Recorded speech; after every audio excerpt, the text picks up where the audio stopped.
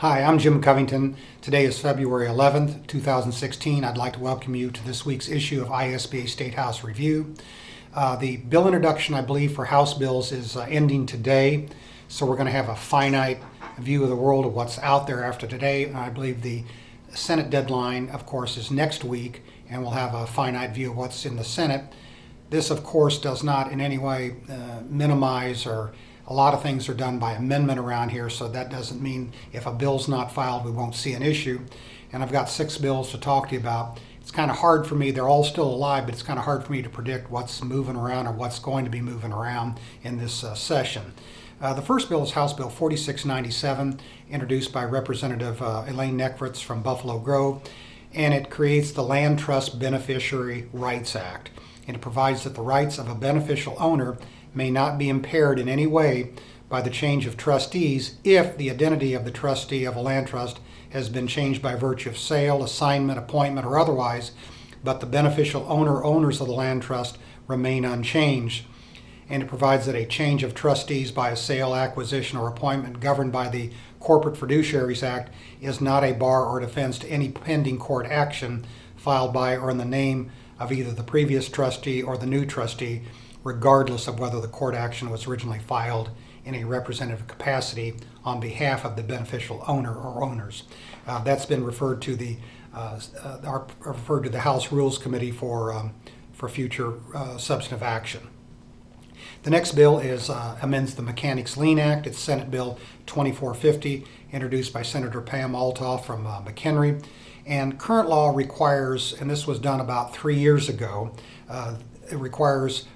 didn't require a time to be set for the work to be done for the Mechanics Lien Act to be used, but it requires work to be done or materials furnished to obtain a lien within 3 years for residential property and 5 years for any other kind of property. That part of the Mechanics Lien Act was sunsetted to January 1, 2016, and the limitation then reverts to 3 years for any kind of property at that time. Senate Bill 2450 would re-extend the sunset for 5 years from the date that this bill would be signed into law, and then it would be rendered inoperative 5 years from the date if and when it gets signed by the governor and passed by both chambers. And that's been referred to the Senate Assignment Committee. The next bill is House Bill 5596. It amends the Code of Civil Procedure concerning product liability and confidentiality orders, introduced by Representative Robert Martwick from Chicago, and that provides for good cause shown, a party required to respond to discovery in a product liability action may obtain a confidentiality order. If the court finds that such a confidentiality order is appropriate, the order must be narrowly drafted and may permit the subsequent designation of specific confidential materials. If a party objects to a designation that limits disclosure or dissemination of materials under such an order, the party seeking to limit disclosure or dissemination by a claim of confidentiality must demonstrate by a preponderance of the evidence a specific, serious, and substantial interest in the confidentiality that outweighs the adverse effect of confidentiality upon the general public health or safety. That's been referred to House Rules Committee awaiting assignment to a substantive committee.